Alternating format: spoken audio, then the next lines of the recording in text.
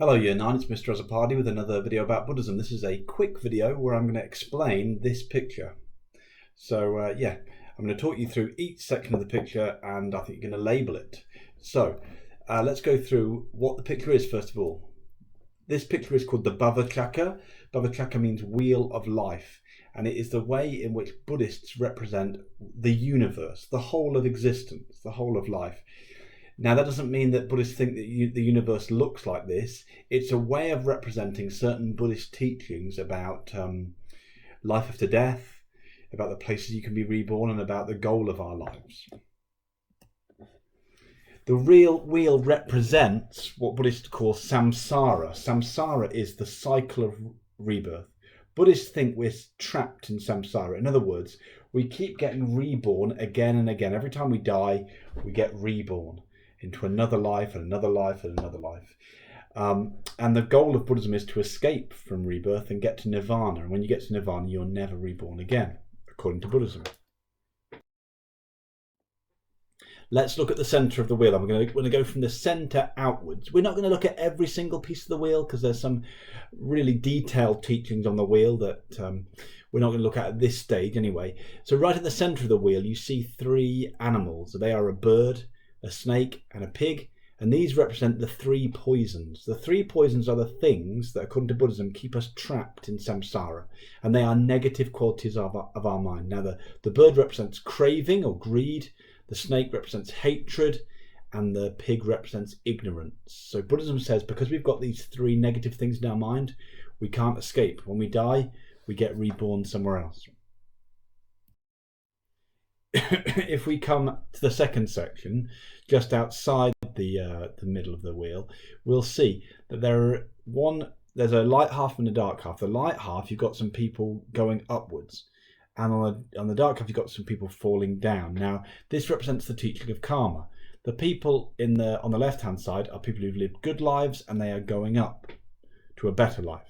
And the people on the right-hand side are people who've lived bad lives, and they are going down to an unhappy life. So the idea in karma is that what the good or bad things you've done in your life will affect your next birth. If you've done good, you'll get a good rebirth. If you've done something bad, you'll get a negative rebirth. Okay, next out, you've got these 6 realms. So it's like a wheel, and the areas between the spokes of the wheel are these 6 realms. Now, Buddhism says there are 6 different realms you can be reborn of. It's a bit misleading to call them realms because realms sound like they're 6 different places, but some of these, the beings you can be reborn as live in the same realm. For example, animals and humans are called different realms, but obviously they both live here on Earth. So some of these beings live in different places, but some of them live here on Earth. But they're basically 6 different kinds of being you can be reborn as. And they are divided into the positive rebirths and the negative rebirths. Now, we could say even the positive ones are not seen as the goal of Buddhism. It's better to get a good rebirth than a bad one, but the ultimate goal we just said was to leave. So let's go through the positive rebirth realms first. At the top, you've got the gods. The gods are powerful beings whose lives are full of happiness. So gods in Buddhism are seen as powerful beings. It's a bit like the view of gods you get in something like Thor. You know, if you've seen the film Thor, they've got those Nordic gods there. They have the similar kind of gods in ancient Greece and ancient Rome. They're kind of very powerful beings who live very happy lives. But unlike the god in, say, Christianity, they are not permanent beings. These gods die after a while. They live very long lives, but one day they die, according to Buddhism. The next realm, just to the right of the god realm, is the realm of the Asuras, sometimes called the Titans or jealous gods. This is the realm of the lower level gods, so it's not quite as nice as the top one, but it's still pretty good. The next realm to the left of the god realm is the human realm. That's us. You can be reborn as a human being. This realm is seen as a mixture of happiness and suffering. It makes sense because that's what human life is like. There's some good things and there's some bad things. But overall, it's seen as one of the better realms of rebirth to be reborn in. In fact, some Buddhists say that it's even better to be reborn as a human than to be reborn as a god, because they say gods are having so much fun being a god that they never think about meditating, practicing Buddhism, getting to enlightenment, all those kind of things. So it's better to be a human being where you remember that there's some bad stuff in life. Okay, let's go through the 3 negative realms. So, underneath the Asuras there, on the right-hand side, you've got the animal world. Buddhists see being an animal as a negative thing because you have to look for food all the time. You're getting hunted, those kind of things. So, being an animal is a negative thing. Next, on the left-hand side there, you've got the realm of what are called the Pretas, or hungry ghosts. This is an interesting view in Buddhism. They have an idea that there's a realm of ghosts who are always hungry. They're always starving, but they can never, however much they eat, they can never satisfy their hunger. So that's another thing you could be, a hungry ghost. And at the bottom, you've got worst of all, hell. Hell is the place for the people who've committed very evil actions. And there, it's a horrible realm full of torture and pain and misery for people who've done those actions. Because of karma, they deserve those actions. Couple of things to say. One thing, no realm is permanent. In all realms, people are reborn and they die. So you might get bad karma and end up in hell. But one day you'll die in hell and get reborn somewhere else. You may become a hungry ghost or an animal or a god or a human. But one day in all of those realms you'll die. The only permanent place is nirvana, and that's not on the wheel of life. That's somewhere else. We can look at that later. So these are all the realms you could be reborn as. The other thing to say is that there's a bit of a psychological dimension to this, because Buddhists say that actually, as well as being places where you can be reborn, these are actually all states of mind that we go through in our everyday life. So when you feel a bit balanced, in the middle, that there's good and bad in your life, then you're in the human realm. When you're amazingly happy and everything's going well for you, you're in the God realm. When you feel terrible, you're in the hell realm. When you feel like you're always craving something, you want something, you're craving after something that you can't get, you're in the hungry ghost realm.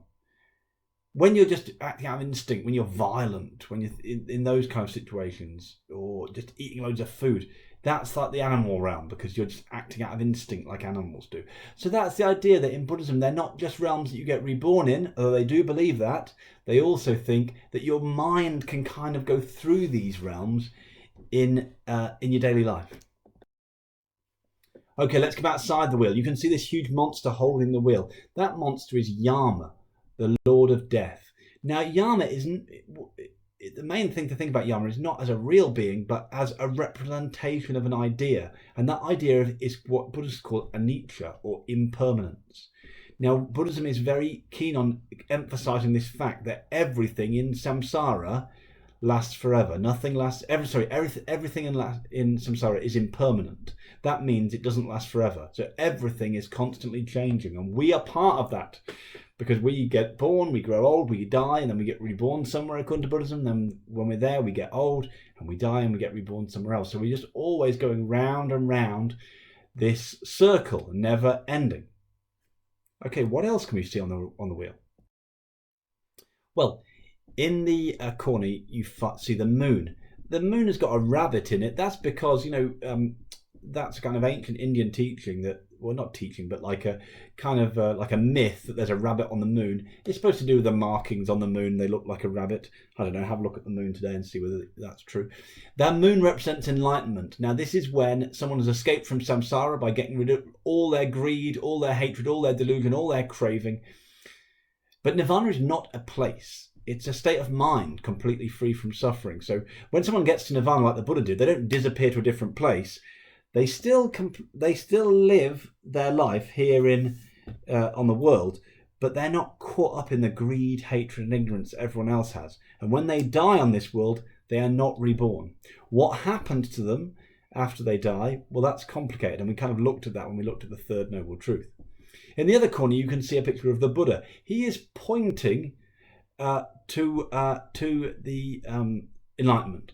Now, that represents the teachings of Buddhism, because the teachings of Buddhism are our guidance, according to Buddhism, to get away from the different rebirths and get to the goal of Buddhism, which is to get out of rebirth and get to this permanent place, which is nirvana. So those are the key elements of the wheel of life: greed, hatred, and illusion, the teaching of karma, the realms of rebirth, and then nirvana, and the Buddha pointing the way. And remember, these things are true for Buddhists. They're real things, like the realms of rebirth, but they've also got a psychological dimension. In other words, Buddhists also say that these things are things you can experience, almost like a mirror, the wheel of life. You can be a god one day and a hungry ghost the next day. Obviously not in how you look, but in how you feel inside.